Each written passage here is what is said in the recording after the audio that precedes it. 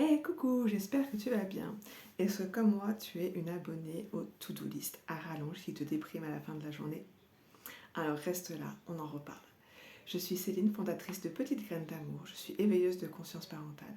Tu trouveras ici des astuces et des conseils par rapport à la parentalité, bien sûr, mais aussi un petit peu pour le développement personnel et aussi pour l'organisation. Pour en revenir à nos moutons, les to-do list. Alors on a tous entendu parler de différentes techniques d'organisation. Les to-do list, bien sûr, la matrice d'Eisenhower et tout un tas d'autres choses comme les agendas, etc., etc. Alors moi, il y a quelques années, j'avais tendance à oublier les choses. Bien sûr, je savais ce que je devais faire, mais je ne les notais pas, donc je les faisais en retard, ou je les faisais carrément pas du tout. Je suis ensuite passée aux to-do list, que je notais dans mon agenda, la veille pour le lendemain, ou le jour même pour les faire, ou ne pas les faire d'ailleurs. Alors ça me déprimait un petit peu, parce que déjà, j'étais pas forcément motivée. Si j'ouvrais pas mon agenda, j'oubliais carrément que j'avais quelque chose à faire. Ensuite, je suis passée, bien sûr, par les post-it, les petits mots sur le frigo, sur l'ardoise, etc., etc.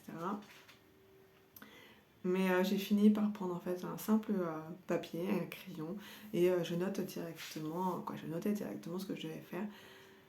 Alors, en général, je faisais des listes à rallonge, ça me déprimait et je trouvais toujours autre chose à faire. La procrastination active au maximum, ranger ma pièce de travail, ranger le bureau pour dire ah mais j'aime bien travailler sur un bureau qui est clean, qui est dégagé, ordonné, etc. Sauf que j'arrivais à 18h et j'avais toujours rien fait.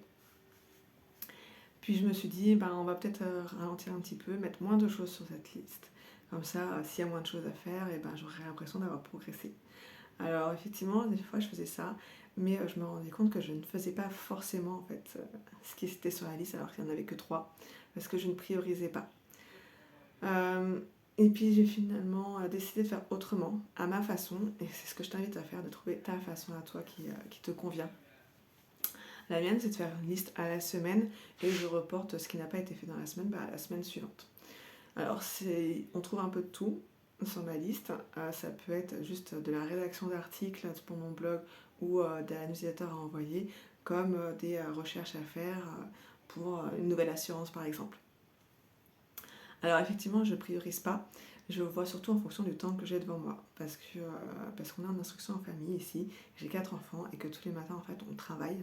L'après-midi est consacré à mon entreprise. Donc soit je suis en atelier, soit j'ai du temps libre, soit je vais faire autre chose. Donc voilà, je vois en fonction de ce qui me reste.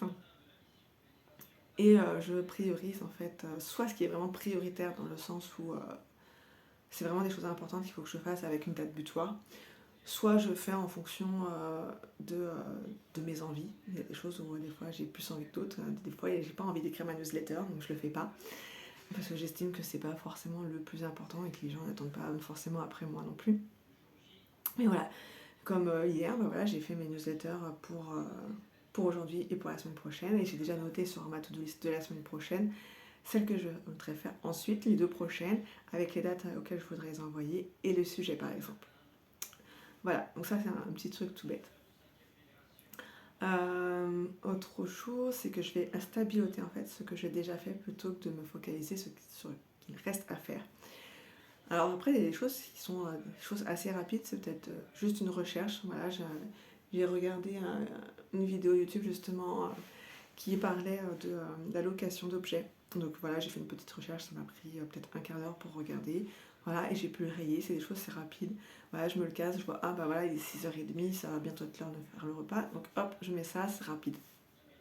Si je vois que j'ai 2 heures devant moi et que je sais que j'ai quelque chose de plus important à faire, comme sans aller sur mon site internet et devoir travailler sur les SEO par exemple, là je sais que oui, effectivement, il me faudra bien au moins 2 heures pour voir ce que j'ai à faire. Voilà, donc en fait, je préfère me focaliser sur ce que j'ai déjà fait sur ma liste, ce qui n'est pas fait pendant la semaine et reporter à la semaine suivante. Du coup, j'ai entendu parler d'un autre nom pour cette to-do list, c'est la did list, pour se focaliser sur ce qui est fait. Et du coup, on voit plus le positif et on reste pas sur voilà, je suis nulle, j'ai pas encore fini ça c'était important et je l'ai pas fait. Voilà. Donc je sais pas si c'est une astuce qui te parle ou pas, si tu l'appliques déjà. N'hésite pas à me dire en commentaire ce que tu en penses et tes autres astuces à toi pour l'organisation, les to-do list, etc. Pense à t'abonner à la chaîne. Allez, bonne journée!